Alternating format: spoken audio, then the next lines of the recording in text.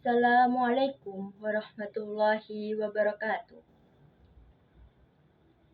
Alhamdulillah, segala puji bagi Allah Subhanahu wa Ta'ala yang sudah memberi kita nikmat iman, nikmat sehat, dan kesempatan untuk berkumpul pada hari ini.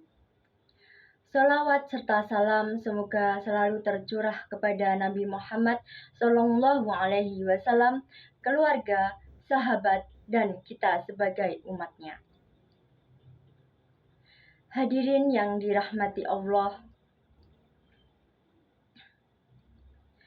hari ini kita akan membahas tentang ekonomi Islam. Mungkin kalau dengar kata ekonomi, yang terbayang adalah uang, bisnis, jual beli, dan keuntungan. Tetapi dalam Islam, ekonomi bukan cuma soal untung atau ruginya. Tetapi ekonomi juga soal halal dan haram, soal jujur atau tidaknya, dan soal berkah atau tidaknya. Dalam Islam, mencari uang itu bukan cuma urusan dunia. Kalau niatnya benar dan caranya halal, itu bisa jadi ibadah. Allah berfirman dalam Al-Quran, "Janganlah kita memakan harta orang lain dengan cara yang batil, kecuali dengan perdagangan yang saling ridho." Artinya, dalam Islam, kita boleh berdagang, boleh mencari keuntungan, tetapi harus dengan cara yang benar dan tidak merugikan orang lain. Hadirin sekalian,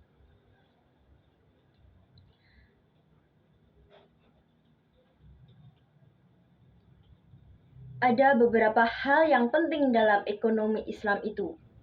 Yang pertama, harus jujur. Kalau jualan itu, jangan menipu. Jangan bilang barangnya bagus, padahal rusak. Dan jangan kurangi timbangan. Dan jangan ambil keuntungan yang berlebihan sampai menyusahkan orang lain. Rasulullah SAW bersabda, "Berdagang yang jujur akan bersama para nabi dan orang-orang soleh." Artinya, orang yang jujur dalam bisnis itu sangat mulia di sisi Allah Subhanahu wa Ta'ala. Kadang kita tergoda untuk bohong sedikit. Supaya apa? Supaya cepat laku. Tapi ingat, mungkin laku hari ini, tapi belum tentu itu berkah.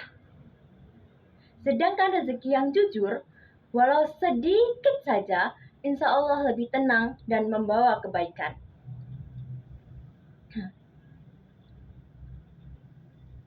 Kedua adalah Islam melarang kita untuk riba. Riba itu mengambil tambahan dari pinjaman dengan cara memberatkan orang lain. Kenapa dilarang? Karena riba bisa menzalimi orang lain. Yang punya uang makin untung, tetapi yang tidak punya uang itu makin tertekan. Islam mengajarkan sistem yang adil. Kalau kerjasama, Islam mengajarkan sistem yang adil. Kalau kerjasama, untung rugi ditanggung bersama. Tapi tidak ada yang dirugikan sepihak. Ketiga adalah zakat dan sedekah. Dalam Islam, harta kita bukan sepenuhnya milik kita. Ada hak orang lain di dalamnya, walaupun itu sedikit. Maka Allah mewajibkan zakat dan menganjurkan sedekah. Kenapa? Supaya harta kita hanya seputar kenapa? Supaya harta tidak hanya berputar di orang kaya saja. Supaya yang kurang mampu juga bisa merasakannya. Kadang kita takut bersedekah karena merasa harta kita itu sedikit. Padahal justru dengan bersedekah itu Allah akan menambah keberkahan kepada orang tersebut. Banyak orang yang hartanya biasa saja, tapi hidupnya tenang dan berkah. Hadirin yang dimuliakan Allah, dalam Islam, harta itu sebenarnya titipan. Kita hanya dititipkan sementara. Nanti di akhirat kita akan ditanya, dari mana kita dapat uang tersebut dan untuk apa kita gunakan? Kalau kita dapat dari cara yang halal, insya Allah aman. Tapi kalau dari cara yang curang, riba, atau menipu orang, itu yang berbahaya. Makanya, dalam kehidupan sehari-hari, kita bisa mulai dari hal sederhana. Misalnya, kalau bekerja, bekerjalah dengan sungguh-sungguh.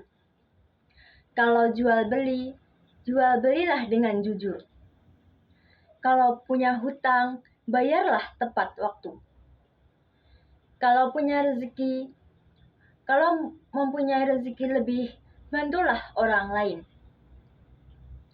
Ekonomi Islam tidak melarang kita jadi kaya. Banyak sahabat Nabi yang kaya, tapi kekayaan mereka dipakai untuk membantu agama dan sesama.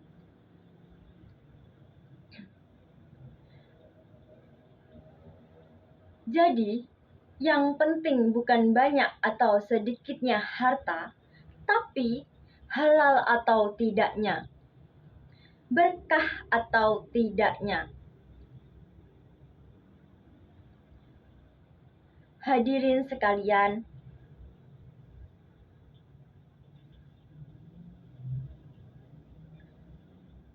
di zaman sekarang, persaingan ekonomi sangatlah ketat. Kadang kita merasa kalau kita curang, kita kalah. Tapi ingat, rezeki sudah Allah atur, tidak akan tertukar dan tidak akan salah alamat. Tugas kita hanya satu, cari dengan cara yang halal dan baik. Sekian kultum pada hari ini dari saya. Ada kurang lebihnya mohon maaf. Wassalamualaikum warahmatullahi wabarakatuh.